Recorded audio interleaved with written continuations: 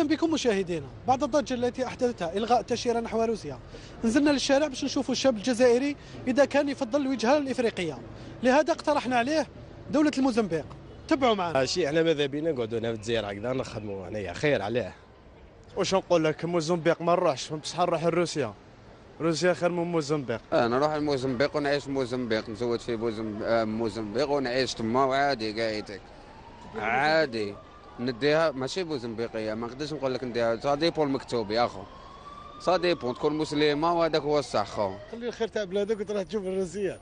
ما عندنا الخير احنا، كاين العروبيات كاين القبيليات كاين التلمسانيات، كل وحده وزينها. الموزمبيق ذا وجداني الموزمبيق يا صاحبي. الزين ما مع بلادنا عندنا فيه الزين. الله يعطيوني 100 مليون ما رايح للموزمبيق وما عندي ما ندير في الموزمبيق. الموزمبيق تحيا البطاطا الحمراء في معسكر، والبطاطا البيضاء انا ما ناكلهاش، ناكل غير البطاطا الحمراء. والله العظيم يدوخني هذا الانسان هذا. ما نروحش موزمبيق هذه كاع. انا خلي بلادي نروح نتمرمد في بلاد الناس، كيتي والدي على جال مرا ودراهم نعلبوهم، نحب دراهم نتعب في بلادي ونجيبهم، نحب مرا نخير، كاين 1000 مرا في الجزائر نخير. نديها لموزمبيق ونعيشوا تما نورمال، خدام قدام نروح لداري نعرف ناس ونعرف عباد ونخدم، باسكو الراجل وين يروح يعيش يا اخو. لا كيف انا يوفر لك 5 ملايين انا خير من موزمبيق هذه ولا مانيش عارف انا، باسكو راني موزمبيق 37 مليون توكلها ما تشوفش كاع لا فامي. انا على الفامي لا وعلى البلاد ممكن 5 ملايين تكفيني خير. انت شكون تلقاه يعطيك 30 مليون يا اخي؟ ما تلقاهاش، انا نتبع دراهم يا اخي. تروح لروسيا هذوك نستدعوا لهم يا اخو، باينه من ندير لك السحر وما يحبوا لي الزرجره، وانا نقولها لك يا انا ما كاني روسي، راني موزمبيق ما نكذبش عليك.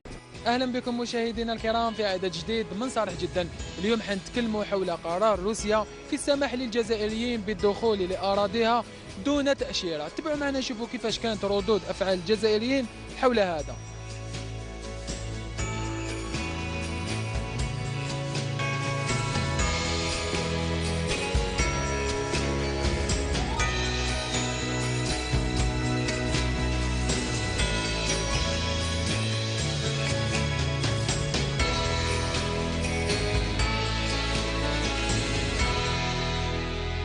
والروس هاد المرة داروا حاجات مع شابة بزاف يا بلا فيزا خويا العزيز نبداو نروحوا من اليوم، نبداو نديماري خويا العزيز. نروح يا اخو نروح، نحوس ما نحوسش يا اخو نروح. غدوة نقدر نروح، غدوة نوجد برك لي بابي تاعي. انا لو كان عندي شويه ليمون شويه دراهم بك نروح. نطم شويه دراهم، نطم. شوف والدي حتى وين الحق تما نعيط لهم دبل زيرو هما يحيروا. نعيش تماك وما نعيش لهنا. قال راني رايح لوهران، قالوا وي راني في الروس العدوز. يا خويا انا نروح نعيش ما نروحش السياحه، انا نحب نروح نبني لافينير. الروس انا احتراماتي ليها، بلاد بارده بزاف، موان 40. على بالك الجمل اللي راعف تما، عباك باللي ما تقدرش تعيش تما، امبوسيبل انفيفابل. نتزوج ندير دار ندير افينير وما نوليش. ديها عينيها زروقه شعرها صفر. انت عايش في ميديتيراني وهي عايشه في ثلج، كي غادي تقابلوا حنبوك. وليدي يخرج شباب بالباب شعرو كحل عينيه زروق بوتي صوفاج الله الله. واش تعرف على الروس انت؟ يا اخو الروس انتيك بارده، انتيك فريشكا، الناس كاع لي بلون ما شاء الله يا اخو. مش مليحه. على ماشي مليحه؟ الشعب كاع يروح يهربوا كامل يخلونا وحدنا. ومش كاين نديروا انا، واش كاين الخشبيه ندي عقليه تاع الجزائر تما، با بروبليم. جيب وحده روسيه عينيها زروقه شعرها صفر. كاين اللي قال لنا نروح لتما باش نتزوج زعما بروسيه. تزوج بروسيه؟ غادي يقولها تزوج غير فاتحه راهي باغيه الزواج، مالك نعرف الشيطان. تعرف تهضر بروسيه؟ ما نعرف صراحه. باش تهضر تما؟ يا اخو قال لك ربي 40 يوم تصبح منهم. يا سلو بروكس كوبروموندوس كردوخ كرفوردوس. 40 يوم ترفد، تدخل تشري خبزه تفريها، قال خبزه تسمعوك شي يهضرها ترفد، حليب ترفد. انت راك عايش لتما واني عايش لتما. كي غادي يروح يتزوج ليه؟ اش غادي يتزوج؟ غادي يروح وحده ماريام ولا 18 ولا 20 ما غاديش تصحى، غادي يدي وحده حاجه 60 عام يومين وتموت. بطاطا طلعت، طوماطيش طلعت، تمسخر بيا. علاش تما طوماطيش رخيصه؟ نورمال تما تقدر تعيش. الشعب الجزائري كاع يروح للروس، نروح للروس وما نوليش كاع. ما لي جان تاعنا كاع يروحوا هكا. لا الفيدان تاعنا كيروح مليحه. البنات ما يروحوش ما شكيل. لا تحويسه نروح نولي بصح باش نقعد تما. مليحه يا كي تخرج تحوس وراج. من الروس برده شويه يعني لو كان قليل اللي يقدر يسيبورتي البرد باش يروح للروس. القوار يقول لك لا اعداء دائمين ولا اصدقاء دائمين. شوف الفايده نتاعنا والفايده نتاعهم. هما الفايده نتاعهم في عندنا احنا غادي نروحوا نحطوا لهم العمله. هما راهم في ازمه نروحوا نحطوها ليه ونصرفوا ونعاودوا نولوا. بصح صافي بليزير ولاد حومتي طلعوا للروس. انا على بالي بلي ما يولوش. نقول لك على يشوف الزين الله يبارك. الخدمه باش تقول لي ما كاش شوف الزين راك تشوف واش راني ندير يا اخو. انا نبيعوا في الريحه يا اخو. نوض صباح الريحه عشيه الريحه. واش دير تبيع الريحه وبيع الريحه اخو. بهبوني نتايا. كان يفتحوها هكا بلا تاشيره نروحوا نفيزيتيوها. صح باش انا نقعد نعيش فيها انا نعيش في بلادي. صافي بليزير انا ندير المراه والولد ونروح شوف انسان باذن الله. تروح تحوس ولا واش راح دير؟ لا لقيتها مليحه انا ما نوليش. بون السياحه تاعهم تسمى خير تاعنا وخير تاع تونس. بلد اوروبي يا اخو الشباب كاع يروح لهم منا يبقاو غير لي فيو. الحكومة الروسية وضحت تفاصيل جديدة حول قرار إعفاء مواطني 18 بلدا منها الجزائر من التأشيرة. القرار يشمل طلبات التأشيرات السياحية وتأشيرات الأعمال وطالبي اللجوء الإنساني.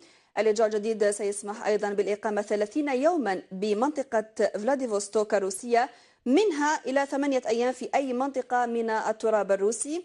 الإجراء الجديد يهدف لتعمير منطقة فلاديفوستوك وجذب الاستثمار للسياح إليها، كما يتمثل في تمكين رعاية تلك البلدان من نظام مبسط للحصول على تأشيرة الدخول، كما يمكن الحصول على هذه الوثيقة بشكلها الإلكتروني أي عن بعد من دون الحاجة للمرور عبر عراقيل بيروقراطية. وعن الموضوع نربط الاتصال مباشرة مع الأستاذ فريد بن يحيى خبير في العلاقات الدولية والدبلوماسية. أهلا بك سيدي. مرحبا بك سيدتي. أيضا والسيد الياس نوسي نائب رئيس النقابة الوطنية للوكالات السياحية والأسفار. أهلا بك سيدي. ألو. نعم أستاذ الياس نوسي، هل أنت في الاستماع؟ ألو. نعم الياس نوسي، هل أنت في الاستماع؟ نعم إذا أهلا بك. إذا نستهل الحديث مع السيد فريد بن يحيى الخبير في العلاقات الدولية والدبلوماسية. كسؤال أولي، يعني ما هي قراءتكم لهذا القرار القاضي بإلغاء التأشيرة نحو مقاطعة بأقصى شرق روسيا ل 18 بلدا منها الجزائر؟ بسم الله الرحمن الرحيم. بالطبع هذا القرار كان قرار مفاجئ نقول بكل صراحة، لأنه الآن كثير من الدول من الروسيين يشتكيوا من الصعوبات في الحصول على تأشيرة دخول الدول العربية وخاصة منها الجزائر. إذن الجزائر عندها يعني طريقة أو عندها بروسيدور صعبة جدا باش يتحصلوا على تأشيرة للدول وخاصة كثير من دول العالم وكذلك منها روسيا. إلا أنه الآن فيه القرار هذا في أمرين اثنين.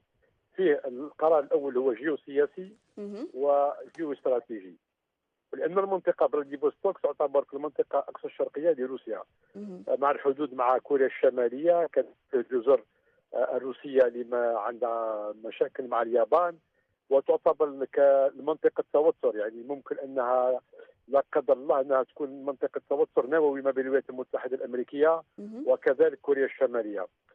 النقطة الثانية كذلك المنطقة هذه فيها مشاكل، عملت مشاكل بالنسبة للنظام موسكو.